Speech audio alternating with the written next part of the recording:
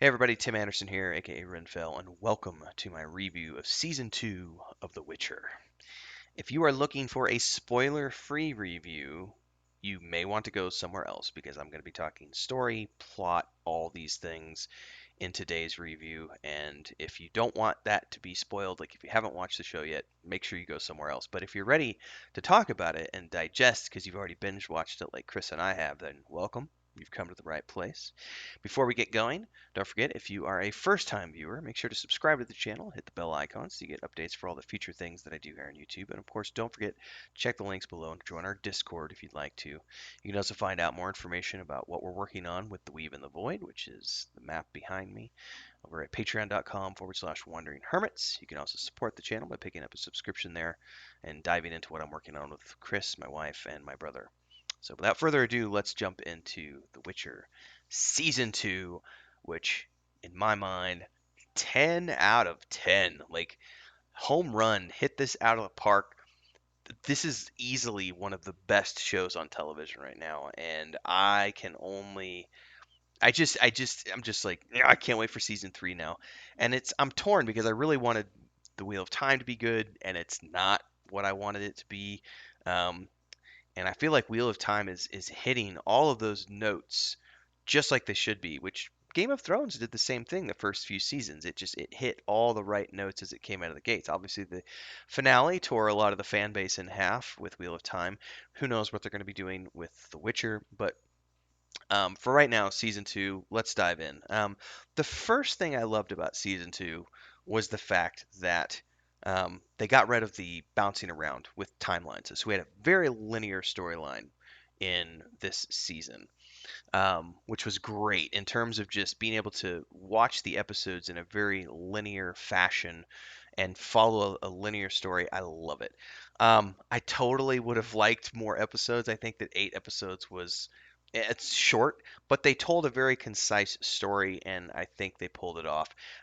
This is where I can also look at the Wheel of Time recently and say they tried to do 8 episodes, and it totally needed 12 to 15 to really tell the story that should have happened during season 1, from my opinion, as opposed to The Witcher, where we're dealing with much smaller story arcs, if that makes sense, because it's not this, 25 book series.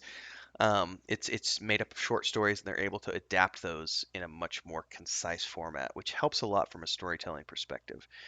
Um, Lots of things I liked about this episode. First and foremost, Ciri. Oh my God, Ciri's arc in this season is amazing. Like we see her go from being the timid little princess to realizing her potential and saying, "I want to become a Witcher." And she has her reasons for that, which are explained very well. But also dealing with the internal struggle of the power that she has within her and realizing that her elven bloodline makes her important for a lot of reasons, whether she wants it to be or not. Um, Yennefer's story arc in this season is so good as well because we see her character stripped of the very thing that gives her purpose in life, which is the power that enabled her to go from being a hunchback to being like one of the most powerful wizards ever and a very important person. And to lose her power, she's now back to feeling like that helpless child in the pig pen again. And the result of that is that she's willing to do things that are just not good for the purpose of getting her powers back. And so that story arc is just amazing.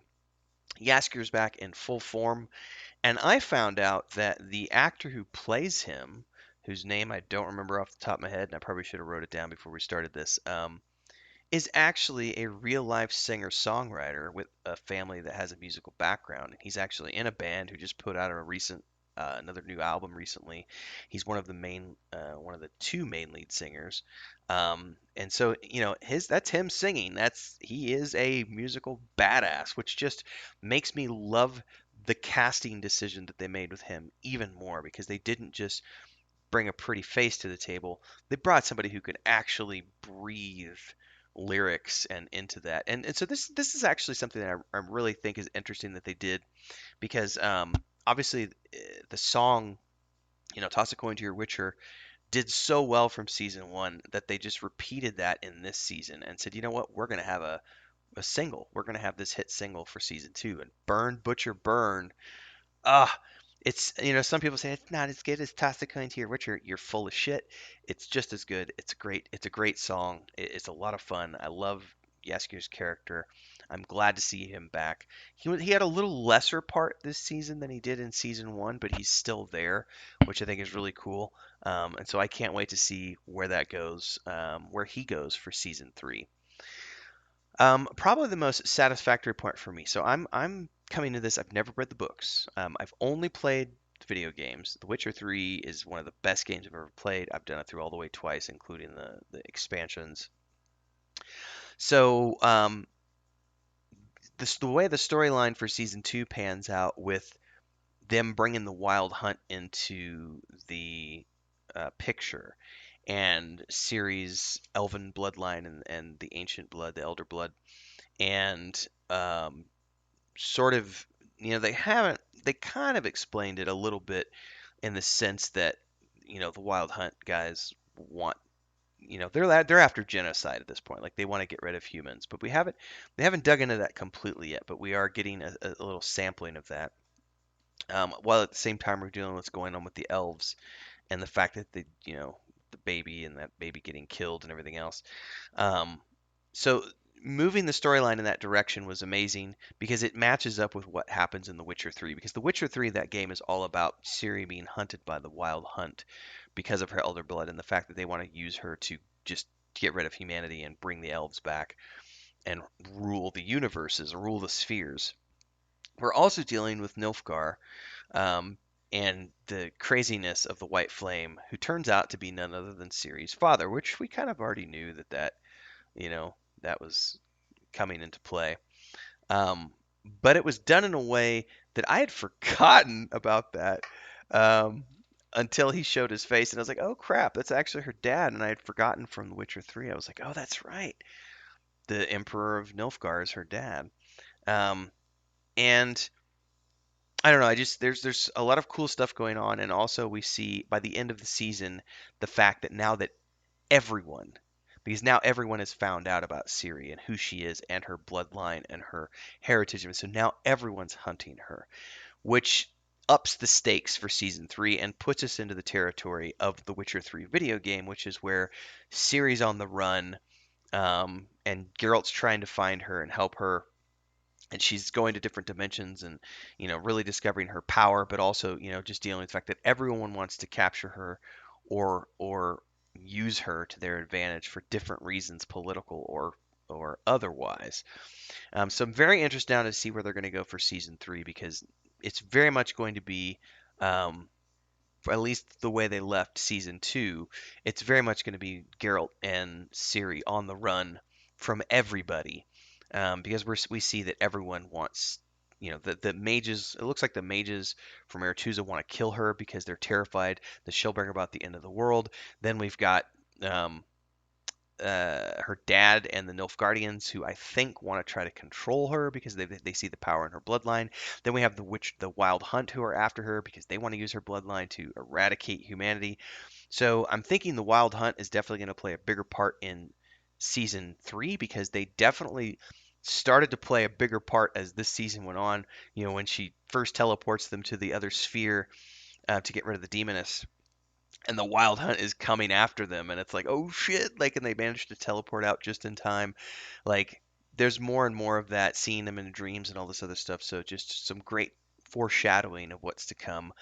um, I didn't have anything negative to say about this season.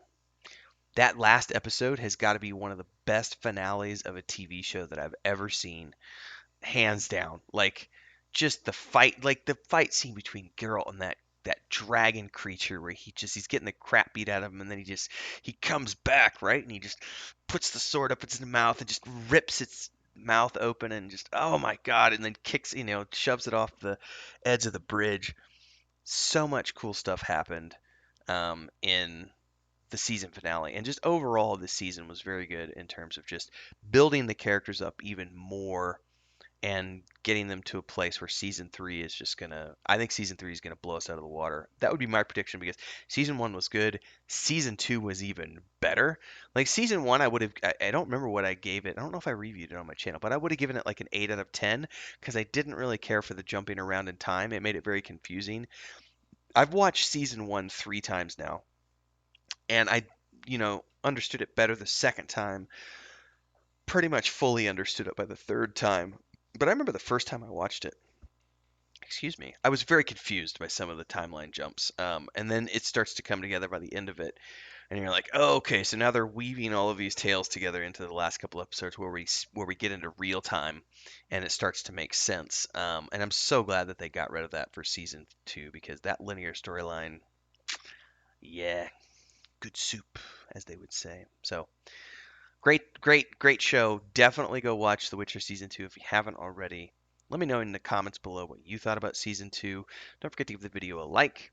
And if you want to follow along with the other things that I do here on YouTube, don't forget to subscribe to the channel and hit the bell icon so you get updates for all the things we do. Join our Discord. And if you want to support the channel, you can head over to our Patreon, which is patreon.com/wandering hermits, which is where we are producing the Weave in the Void. But you can also pick up a $3 a month subscription. It's a great way to buy me a cup of coffee and just say thanks for what I produce here on YouTube. And there's a lot of perks that you get for $3 a month, like the 2 times a month short stories or chapters in the book that are being published and beyond.